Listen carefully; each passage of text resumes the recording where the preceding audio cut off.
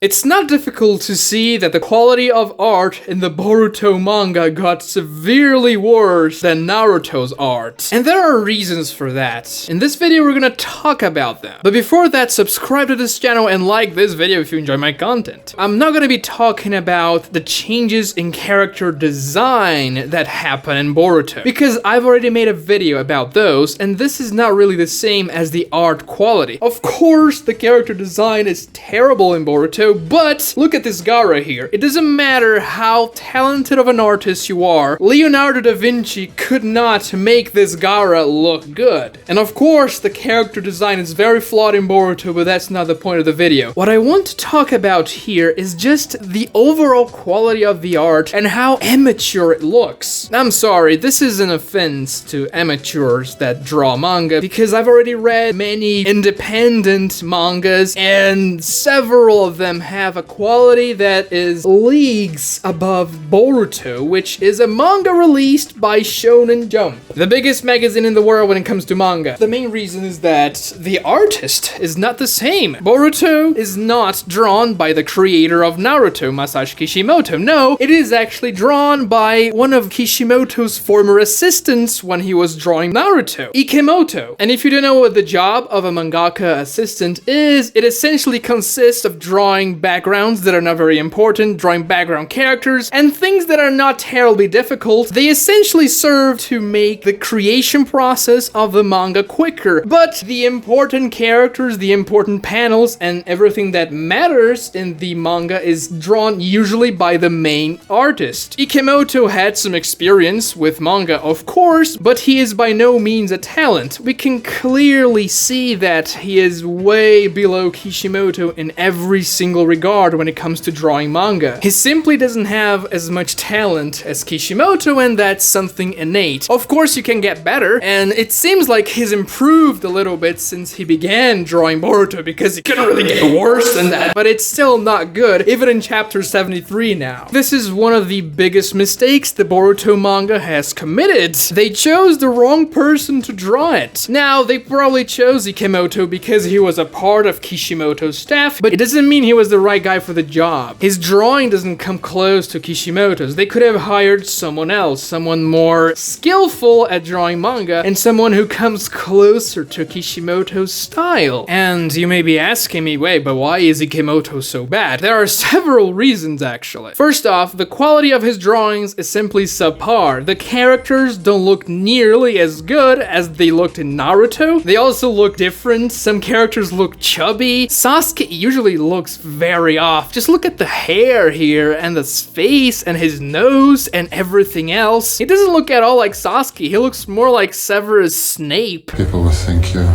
up to something.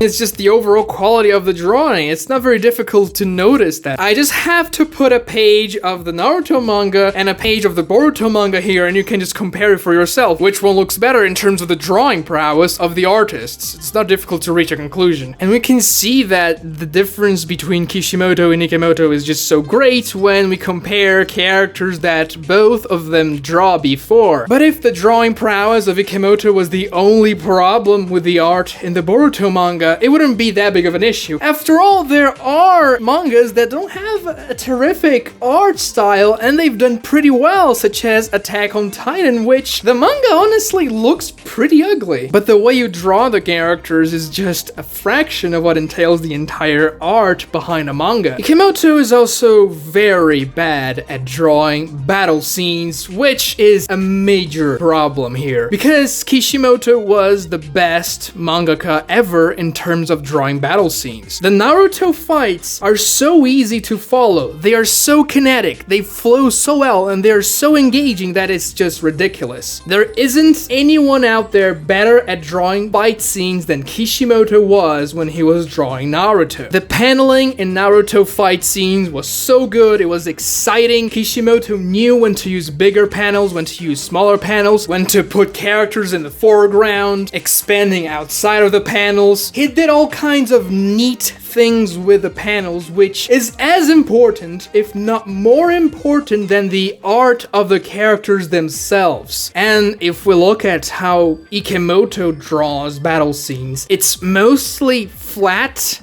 rectangular panels that just follow a very simplistic sequence of the battle scene, and it's completely unengaging. Even in very important fights in Boruto, like the Ishiki fight, the paneling looks very bad, and that's not a very good thing if you're a professional manga artist drawing the sequel of one of the most popular mangas of all time. The Boruto fights are completely lackluster and unengaging. The paneling doesn't make anything stand out. Not only that, but the fight scenes are extremely repetitive. Look at this pose here. They use this very same pose every single fight in Boruto, and also those speed lines behind it that are just so bad. There are so many speed lines in the Boruto fight scenes that it's annoying. They are overused. They look terrible. The fights look absolutely terrible because the paneling is so simplistic and bad that the entire page is devoid of life. Even though characters are punching each other, you don't feel anything. And when you go to Naruto and read through the most unimportant fights in the series, they completely outscale the most important Boruto fights in terms of flow, in terms of excitement, and in terms of overall quality. And the final nail in the coffin for Boruto is the lack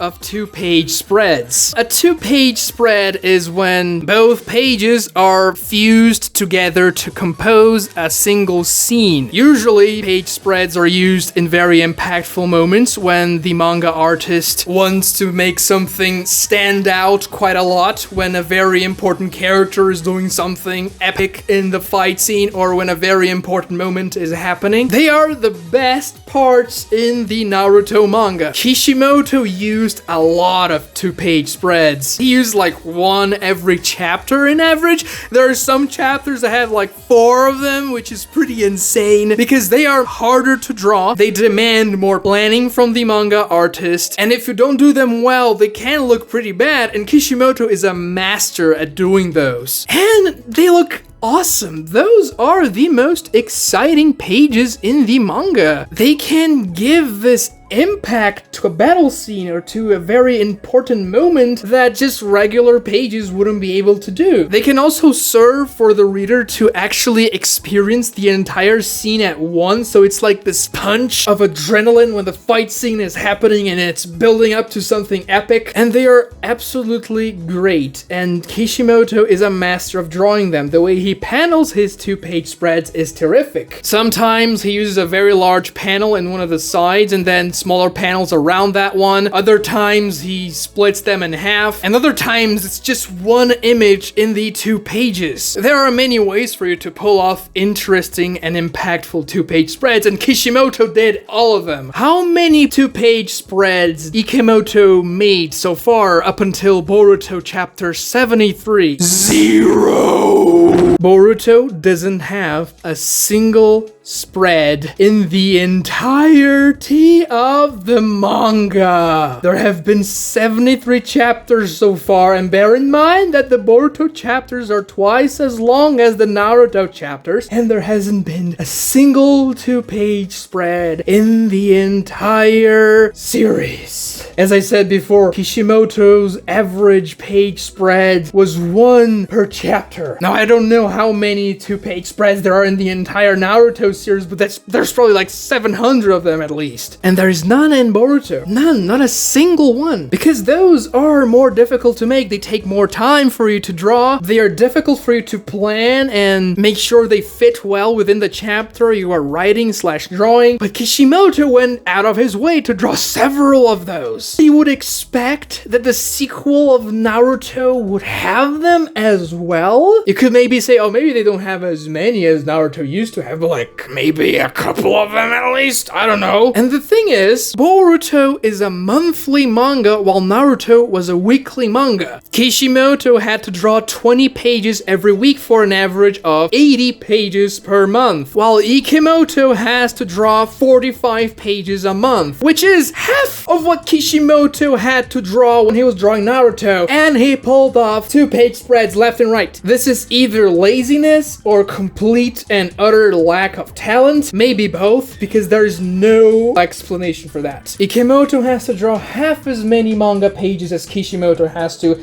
and the art style is just dozens of times worse. Which sure, maybe you cannot ask the guy to be Kishimoto, but you could ask him to be a little competent at least, make it look presentable and not just bad. And that's not even counting when the Boruto manga just looks absolutely terrible and when it's clearly something awful. Look at the proportions. This is not a professional artist. You cannot convince me otherwise. Come on. It's as though they are just drawing the Boruto manga as though, oh, those idiots are gonna buy it anyway. It's a sequel of Naruto. Nobody cares how good the drawings and the art style is gonna look. Just draw anything, whatever. But that's clearly not the case because the Boruto manga sales are in an all-time low right now. Just imagine if Boruto got cancelled before the time skip. I would laugh until next year. Subscribe to this channel and like this video if you enjoy my content. Comment down below the worst panels in Boruto that you can think of, and thanks for watching.